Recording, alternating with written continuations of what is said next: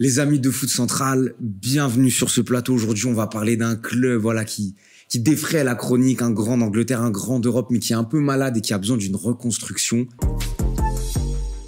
Pour aborder ce sujet un peu épineux, ce nouveau concept, ça reste, ça dégage. Un joueur, on vous le donne, vous nous dites si ça reste ou si ça dégage. Je suis accompagné de mes blues préférés, Axel, Djadje, Imran. Comment ça va les mecs? Ça peut aller. Ça va mal. Ça va mal. Pas très bien, pas très bien. Ouais, saison un peu en demi-teinte. Bon, on va rentrer dans le vif du sujet. On va commencer par un secteur qui vous a quand même causé pas mal de tort cette saison. Les gardiens de but. Wow. Sanchez. Oui. Chacun à la suite. Pour moi, ça dégage.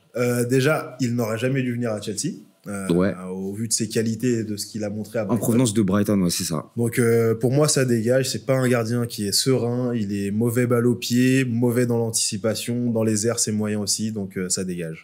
Imran, Axel, pareil. Moi, je vais être original par rapport à Robert Sanchez. Ça dégage pas. Non, qu'il pique. Ça y est, c'est bon, il y en a marre. Je suis désolé. Je suis désolé, là, c'est le cœur qui parle. Robert Sanchez, c'est peut-être l'un des pires gardiens que j'ai vu dans l'histoire des gros clubs de première ligue. Je suis désolé, mais ce mec-là, c'est un sketch. Ce mec-là, c'est une bête de cirque, c'est une bête de foire, mais c'est pas un gardien qui est digne de ne serait-ce que jouer la première ligue. Je suis désolé. Avec tout le respect, mais bon, voilà. Non, il y en a marre, ça y est. Il y a tout qui ressort, là. Les City, les matchs, l'année dernière contre Arsenal, quand tu nous fais perdre des matchs. Non, ça y est. Merci. Bon, j'aurais peut-être un peu moins de véhémence, mais moi, ça dégage aussi, tu vois. Ça dégage aussi. C'est encore un cadeau qu'on a fait à Brighton. C'est un des gardiens qui perd le plus de points en première ligue, voire le gardien qui perd le plus de points en première ligue. Donc évidemment, ça dégage. C'est pas pour Chelsea, ça. On va parler d'un autre gardien qu'on a un peu vu quand même cette saison, Philippe Jorgensen. Qu'est-ce qu'on en fait? Sous contrat jusqu'en 2031 quand même. Personnellement, je le garde en numéro 2. Je pense que c'est le genre de gardien qui peut être bon. On peut l'appeler, il va répondre présent, il va faire le minimum. Mais on voit qu'en numéro 1, sur la constance de match joué, ça peut être quand même assez limite. Donc, pour moi, numéro 2, c'est parfait pour Jorgensen. Pareil, numéro 2 dans la rotation. Dans la rotation, je pense que c'est pas mal. Et c'est pas un gardien extraordinaire, mais en 2, c'est assez solide. Moi, je le garde, mais peut-être qu'en lui donnant un peu de continuité aussi, parce que c'est pas compliqué. Enfin, c'est compliqué de venir comme tant que gardien numéro 2 et tu sais que t'as une énorme pression et jouer quelques matchs où t'es vraiment sous le feu des projecteurs. Donc, même si on l'installait en numéro 1, qu'on lui donnait vraiment les clés, moi, ça m'irait aussi. Très bien. Donc bon, Jorgensen, on garde. Je passe rapidement sur les deux autres gardiens d'effectifs, Marcus Bettinelli et Lucas Bergström. Et coéquipier d'entraînement. Ça reste en prêt, ça, voilà. Ouais, ok. Erasmus. Maintenant, les défenseurs, pareil, la défense, un secteur pour Chelsea, on l'a beaucoup abordé. Il y a beaucoup d'individualités sur lesquelles on a fait des focus. Levi Colwill, 22 ans, sous contrat jusqu'en 2029, 55 millions d'euros de valeur marchande. Qu'est-ce qu'on fait avec le jeune anglais? Pour moi, même si cette année, il me déçoit un peu parce que je m'attendais à une meilleure saison de sa part, à une plus nette progression. Il y a eu beaucoup d'erreurs de placement, je trouve d'agressivité aussi, d'intelligence de jeu. Je pense que ça reste un bon défenseur de première ligue avec des qualités certaines. Là, il n'est pas aidé par le socle qu'il y a défensivement, mais je suis dans l'idée de le garder et de le mettre en concurrence, pourquoi pas. Les gars, rapidement, pareil, Colwill, je suis d'accord avec Djadje, et je pense aussi que Colwill, ça peut être un bon remplaçant, et puis faut construire l'effectif avec l'idée aussi d'avoir des homegrown players, donc issu de Cobham, Axel. Oui, ça reste. C'est un des joueurs où on va se mordre les doigts s'il part, parce qu'il va péter ailleurs, donc ça reste. Wesley Fofana, un petit peu épineux, gros espoir, gros prospect, mais beaucoup d'inconstance aussi due à une santé fragile. Alors, Wesley Fofana, là, ça fait 2 ans et demi qu'il est à Chelsea. Il n'a même pas joué 40 matchs. Gros prix en plus. Gros prix, très, 80 millions. Exactement, 80 millions de livres. Pour moi, normalement, c'est le taulier de notre défense. Ça ne l'est pas du tout parce qu'il passe son temps à l'infirmerie et ça dégage. Je n'en veux plus dans mon club. Je veux des joueurs fiables et solidement. Les gars, qu'est-ce qu'on pense de Wesley rapidement? Déjà, je pense que ça va être un des secteurs où on va recruter, donc mais pour moi, je le garderai en 4e, 5e en fait. Faut lui laisser une dernière chance parce que tu sais très bien que s'il pète, ça risque vraiment d'être un de tes tout meilleurs défenseurs, donc faut lui laisser le temps, mais faut quand même pouvoir ce poste pour avoir des défenseurs fiables et ne plus être dépendant de la qualité d'un joueur qui certes est présente mais qui n'est pas fiable physiquement. Moi, je le garde aussi un peu dans la même lignée qu'Imran. C'est un gros investissement. C'est un joueur qu'on connaît le potentiel, où en début de saison, il a quand même réussi à stabiliser la défense de Chelsea. Et en dernière chance, s'il arrive à se stabiliser niveau physique et qu'il fasse moins de temps à l'infirmerie, ça serait idéal de l'avoir. Très bien. Donc globalement, même si toi tu je suis catégorique. Globalement, il reste. Maintenant, on va parler d'un autre défenseur, de son compatriote. Ils ont le même âge. Benoît Badiachil. Bon, lui, je pense qu'il fait un peu moins l'unanimité. Merci pour tout, mais la sortie, c'est merci pas pour la petite vidéo. On fait un pack Badiachil et Disasi, on le donne, voilà, gratuit. Un acheté, l'autre offert, et puis voilà. Badiachil acheté, un Disasi offert. Je ne sais même pas comment il est arrivé à Chelsea. Et comment il est arrivé en tant que défenseur pro. J'ai fait un petit thread sur Twitter par rapport à ses fautes. Allez voir. Mais non, c'est cataclysmique. Franchement, il transpire la peur, en fait. Il y a aucun secteur de jeu en tant que défenseur où je le vois bon ou exceller. C'est cataclysmique. Ouais. Tosin Adarabioyo, qui est arrivé cet été, si je ne m'abuse. Qu'est-ce qu'on en fait? Abdul Nassir Oluwatosin, ouais, je le garde, franchement. Parce que, voilà, c'est pas le meilleur défenseur, et pour moi, il doit surtout pas être titulaire, mais. Défenseur de complément. C'est en fait, c'est un défenseur de complément qui va prendre les minutes qu'il a à prendre, et puis surtout, il vient de Fulham, le mec, et il a eu une carrière, on va dire, un peu en dents de scie. Donc, pour lui, Chelsea, quand c'est venu en 2024, c'était un peu l'opportunité de sa vie. Donc, je pense pas que être, le 4e, 5e défenseur, avoir sa vingtaine de matchs dans la saison, ça va le déranger, donc. On garde. Ouais, moi, c'est un guerrier. C'est un guerrier, il est prêt à prendre les minutes qu'il a. C'est un mec qui mouille le maillot quand il joue et qui donne énormément quand il a l'opportunité de jouer. Donc, je le garde dans l'effectif, pas pour être titulaire, mais dans l'effectif. Juste gagne tes duels de la tête, par contre, parce que tu fais 4m10 Je suis un peu du même avis, même si, ça reste très moyen quand même. En fait, je suis un peu perplexe sur son cas. Mais bon, en défenseur de complément, vas-y. On va le garder. Je vais passer rapidement sur deux défenseurs assez jeunes. Josh Achiampong et Aaron Anselmino. 19 et 18 ans. L'un est défenseur central, l'autre est plutôt latéral droit. On les a pas vus cette saison. Très peu. Très peu. Un petit peu, ouais. Mais qu'est-ce qu'on en fait? On les prête, il doit être prêté pour moi. Je pense vraiment que plus Achiampong que Anselmino doit être prêté parce que on voit qu'il a commencé à jouer, il a commencé à prendre de l'expérience, donc il faut continuer, capitaliser sur ça pour ensuite le prêter, qu'il fasse une saison à 30-35 matchs où vraiment il s'aguerrit et derrière revenir à Chelsea avec de meilleurs espoirs. Je suis d'accord avec Imran aussi. Je pense que c'est le genre de joueur que si tu prêtes dans un club en Championship ou en Première Ligue, un club assez honnête où il pourra avoir du temps de jeu, je pense il pourra montrer ses qualités et progresser. Et ça va, je trouve qu'il a fait quelques apparitions en Conference League qui étaient assez potables. Donc pour moi, on le prête. Ouais, moi je suis d'accord. Les deux, Anselmino et Achiampong, qu'ils aillent s'aguerrir ailleurs dans un club où ils auront du temps de jeu. Et si ça pète ailleurs, on sera ravis de les réaccueillir dans l'équipe finale, dans l'équipe type. Rapidement, les gars, Trevoh Chalobah. Qu'est-ce qui se passe? Il reste, il dégage, on le prête? Qu'est-ce qu'on fait avec le défenseur anglais? Moi, je pense que ça doit dégager. Je pense que ça doit dégager. Tu peux encore en tirer un bon prix parce que il a 25 ans et 17 millions d'euros de valeur. Voilà. Après, s'il part en PL. Ça reste assez honnête quand même. C'est un joueur que j'apprécie, mais je trouve qu'il a pas vraiment les qualités pour être ni dans la défense centrale titulaire, ni dans la rotation, parce qu'il y a beaucoup d'erreurs de concentration et ça fait un sacré bout de temps maintenant qu'il est en équipe première, donc pour moi ça peut partir. Absolument. Il nous reste 3 défenseurs. Non, vas-y Axel, tu veux. Non, je veux bien les entendre, les 3 autres défenseurs. Il nous reste 3 défenseurs. Je vais garder le plus croustillant pour la fin. Marc Cucurella. Ça, bien sûr. Évidemment. C'est une valeur sûre de l'effectif. Je pense qu'on n'a pas besoin. Top 2, avec un certain Équatorien. Ouais. Voilà, on n'a pas besoin de trop revenir dessus. Pareil, Malo Gusto, je pense que ça fait pas trop débat. J'aimerais bien vous entendre, les gars, sur celui qui est votre capitaine, parce que peu de gens le savent, mais le capitaine n'est pas Enzo Fernandez. C'est Reece James. Reece James qui, malgré tout, n'a que 25 ans, même si ça fait un certain temps qu'on le voit sur nos pelouses. Sous contrat jusqu'en 2028. Actuellement, il vaut à peu près une 30aine de millions d'euros. Qu'est-ce qu'on en fait? Est-ce que c'est un peu le grand débat au sein de la communauté blues? c'est un joueur exceptionnel, mais qui malheureusement n'est quasiment jamais là. Cette saison, on voit enfin le bout du tunnel concernant ses blessures, parce que depuis le mois de janvier où il avait été un peu blessé, il joue, je crois que c'est son 12e, 13e match consécutif qui joue à Chelsea. Donc pour moi, on voit le bout du tunnel. Cette saison doit servir à lui faire reprendre un peu le rythme, donc pas forcément en tant que titulaire indiscutable, d'autant que Gusto rend le minimum, même s'il pourrait faire mieux, parce que il y a des matchs où il est pas forcément bon, mais voilà. On prend ça, on voit le bout du tunnel avec lui, et l'année prochaine, avec une bonne préparation physique, avec un mental refresh, je pense que ça peut repéter et le steak peut être relancé. Axel, pareil, on fait quand même confiance à Reece James.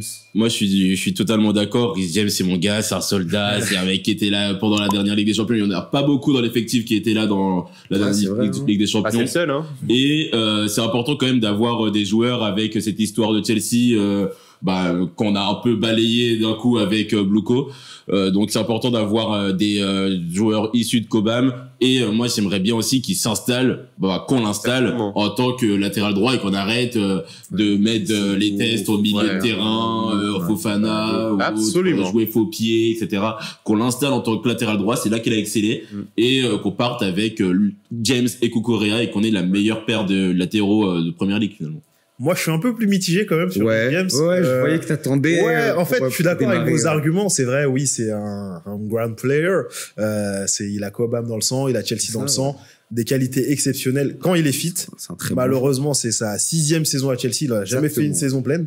Je trouve ça très problématique quand même. Ça doit être la figure d'affiche, ça doit être ta tête de proue de ton projet. Donc voilà, je suis d'avis qu'il reste pour l'année prochaine, mais avec un gros mais. Franchement, s'il y a une grosse blessure l'année prochaine ou une blessure de quelques mois, c'est plus de sentiments. Je pense qu'il faut tourner la page au bout d'un moment. Et justement, on va tourner la page des défenseurs. Transition toute trouvée. On va passer au milieu de terrain. Je vais commencer par deux petits jeunes que sont Mathis Amougou et Omari Kellyman. Ouais. Qu'est-ce qu'on fait? Kellyman qui actuellement est blessé. Ouais, on les envoie en prêt. Waouh, certainement. Moi en prêt. Ouais, pour que ça guérisse. Juste un truc sur Mathis Amougou. Pourquoi l'avoir ramené? Sérieusement, pourquoi ne pas lui avoir laissé la saison à Saint-Etienne pour exploser? Tu le signes, pourquoi pas, parce que c'est peut-être un très bon joueur, mais pourquoi l'avoir délogé du contexte de Saint-Etienne qui est un peu compliqué, mais où il avait du temps de jeu, pour derrière l'amener à Chelsea et ne pas le faire jouer? Alors oui, je veux bien entendre que les entraînements en Première Ligue, c'est plus intensif qu'un match de Ligue 1, il n'y a pas de problème, mais le temps de jeu, c'est le temps de jeu, le terrain, ça reste le terrain, donc franchement, pas trop compris ce quoi avec Amougou. Si tu le fais venir, fais-le jouer. Là, on l'a à peine vu en Première Ligue contre Southampton et en Conference League contre les Varsovie, ça sert à rien.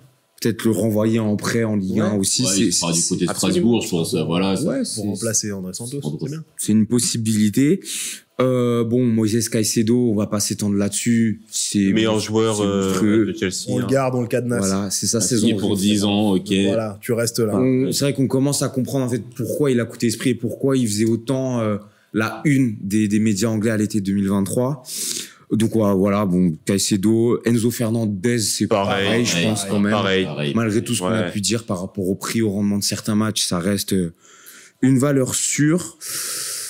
On va parler, pareil, c'est un joueur extrêmement talentueux, très très fort, qui a bien commencé la saison, mais c'est un peu le même problème que James. On le voit pas. C'est Romeo Lavia. Diadji, vas-y, je te sens chaud là. Vas-y. Là, j'étais dans les starting blocks. Pour moi, ça part. C'est bon, j'en ai marre des joueurs blessés, intermittents du spectacle, qu'on voit 10 matchs sur 60 dans l'année.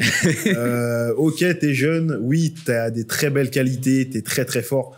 Mais t'es jamais là, en fait. T'es pas constant. Donc, pour moi, ça, c'est un joueur qui doit partir. Je ne sais pas pourquoi le débat se pose de oui, faut attendre qu'il se...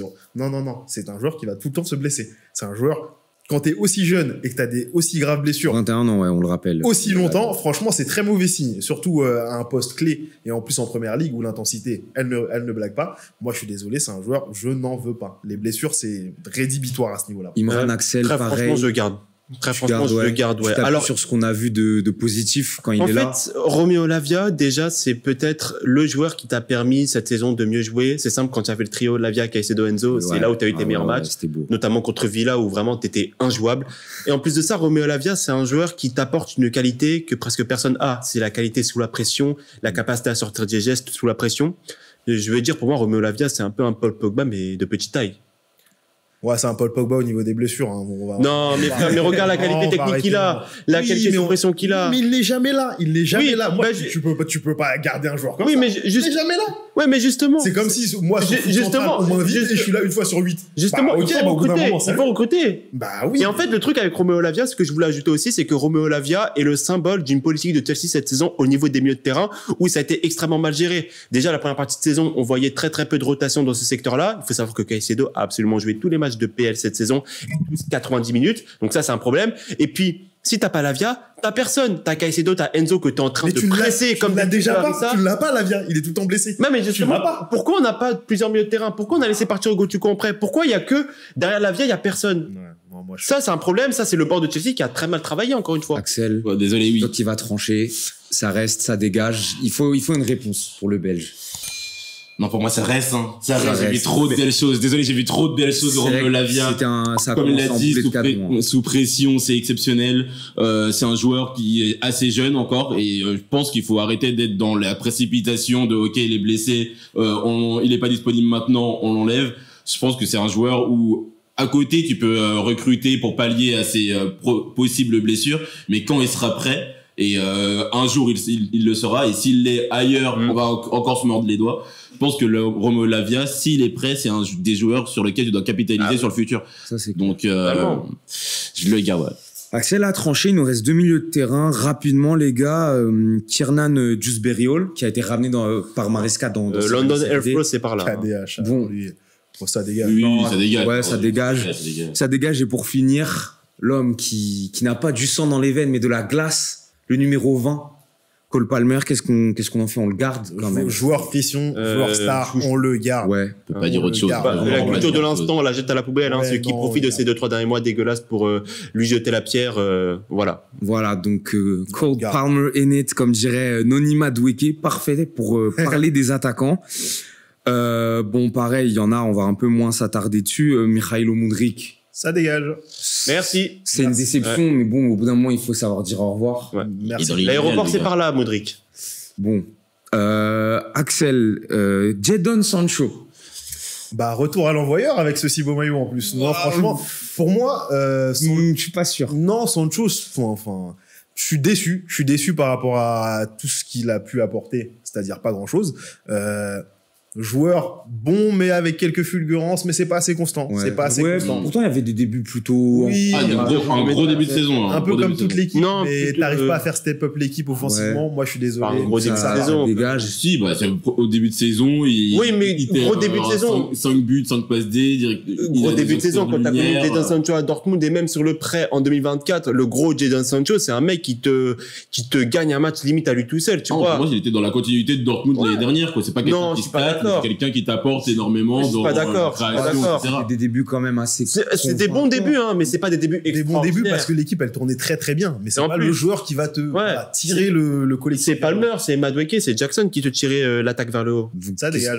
Bon après, pour se tromper pas, pour moi il part. Pour moi il part parce que c'est pas un joueur qui t'apporte son lot de statistiques et son lot de buts et de passes décisives, de contributions décisives suffisantes pour être un ailier de Chelsea. Et c'est quelque chose qui nous a manqué énormément cette saison, des ailiers qui rapportent vraiment des points et qui sont décisifs pour exactement être compétitifs. Le suivant, c'est un petit jeune. Imran, je te garde sous le coude. C'est Tyreek George. 19 ans, anglo-nigérian. Les gars, qu'est-ce qu'on fait du petit jeune pour moi, ça sous contrat jusqu'en 2027. Pour moi, ça part en prêt. Okay. Parce que je pense qu'on va recruter un autre ailier ou un autre attaquant en tout cas. Et voilà, il aura peut-être pas le spot nécessaire pour étaler toutes ses qualités et se développer. Donc ça part en prêt, je pense que c'est la meilleure solution pour lui. Axel, Tyreek George. Non, moi j'ai bien aimé ce que j'ai vu cette saison. Ses entrées, il était assez tranchant, il a pas froid aux yeux. Pour moi, il peut être dans la rotation, avoir quelques minutes parce que Chelsea va jouer beaucoup de compétitions, donc il aura du temps de jeu. Je pense que oui, il peut s'aguerrir à Chelsea et avoir quelques un peu de temps de jeu. Imran, voilà, Tyreek George qui quand même pour la petite private joke a donné ton pseudo Twitter. George parce que monsieur Anthony Tobelem avait un peu écorché son prénom, voilà. Qu'est-ce qu'on fait de pour moi, pour typique George, hein, pour rejoindre mon collègue. Pour moi, je le prête, mais en première ligue, pas en Ligue 1. Ouais. Parce que pour moi, il doit s'aguerrir au rythme du championnat anglais. C'est un joueur, déjà cette saison, il pouvait rien faire de mal parce qu'il a été un peu appelé au secours par rapport au problème de Mudryk et aussi au départ de João Félix. Donc, il a eu du temps de jeu. Il pouvait rien faire de mal parce que c'est pas sur lui qu'on va attendre, tu vois, les fulgurances d'un grand joueur qui est censé apporter de la stat. Donc, il a bien fait de ce côté-là.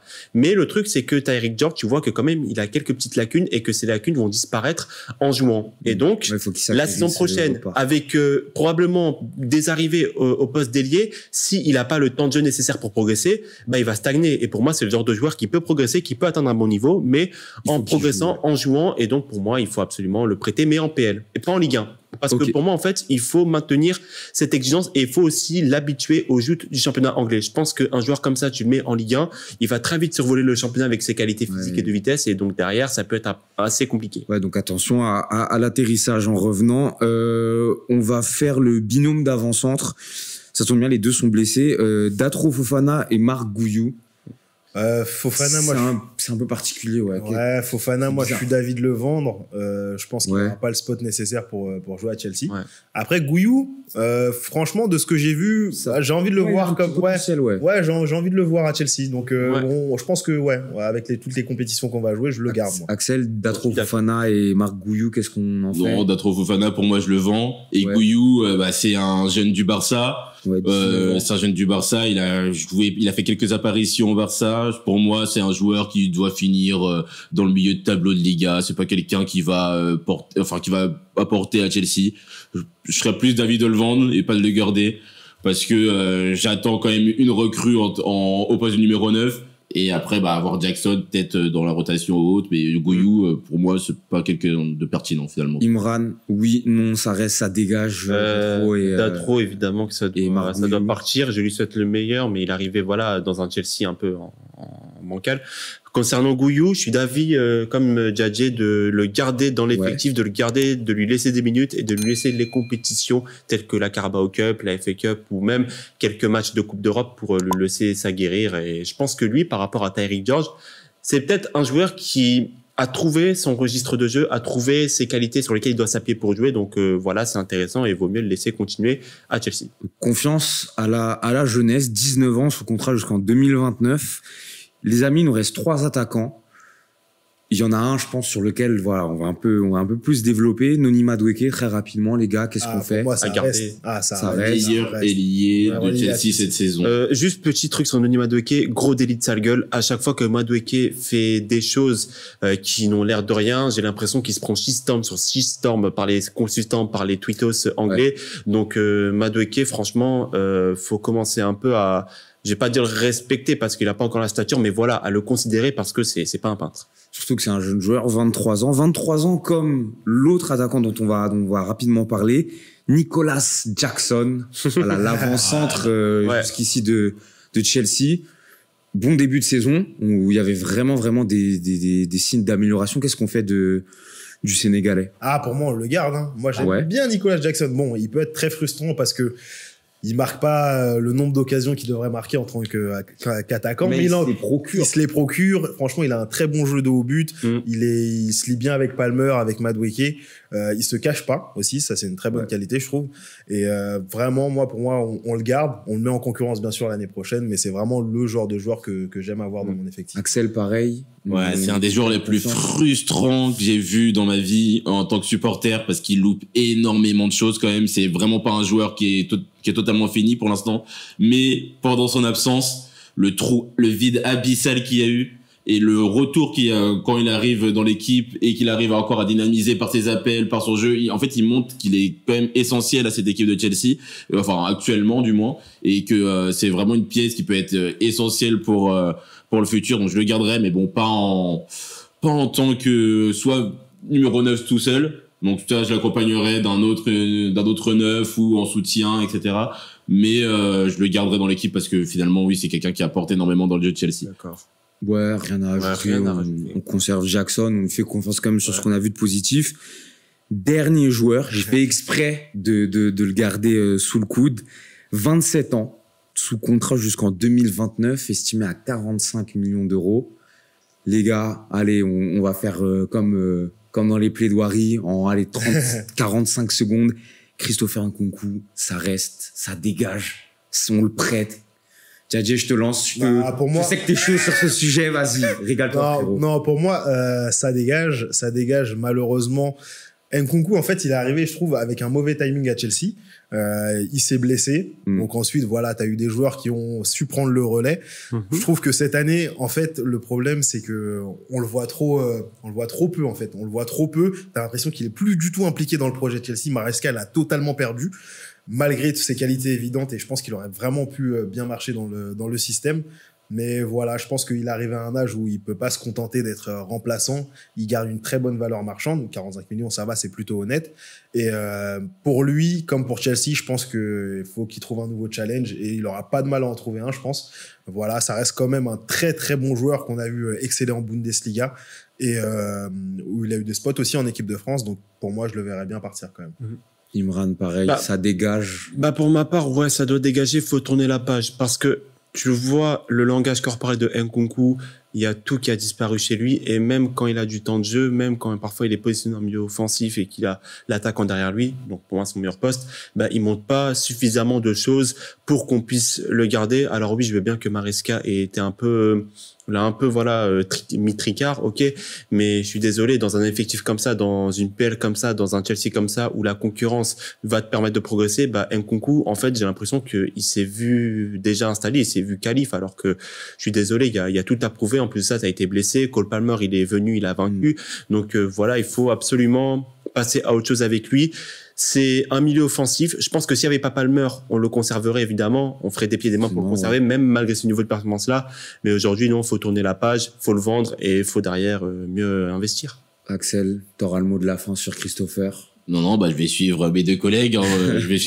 Pour moi, ça doit partir. J'ai l'impression de m'être fait arnaquer par Nkunku. Moi, je voyais des playlists, des compiles de Bundesliga où il tuait tout. Je le voyais vif, je le voyais clutch devant le but, je le voyais avec un certain niveau de combinaison. J'ai rien vu de tout ça à Chelsea. Et qu'il soit en pointe sur un côté en soutien d'un attaquant, on n'a rien vu du tout à Chelsea et je suis même inquiété pour le joueur en lui-même. Est-ce qu'il va retrouver son niveau qu'il a eu en Bundesliga? Est-ce que en fait finalement son passage à Chelsea l'a pas tué en tant que joueur de haut niveau? Moi, je me pose vraiment des questions sur ce joueur-là. Là, il va rebondir peut-être dans un bon club. On me dit le Bayern Munich, d'accord. Je pense pas qu'il va jouer aussi non plus au Bayern Munich. S'il joue dans un grand club, je le vois pas du tout titulaire, donc il sera forcément dans la rotation. Dans la rotation, il a montré qu'il n'arrivait pas à montrer ses qualités du coup en sortie de banc.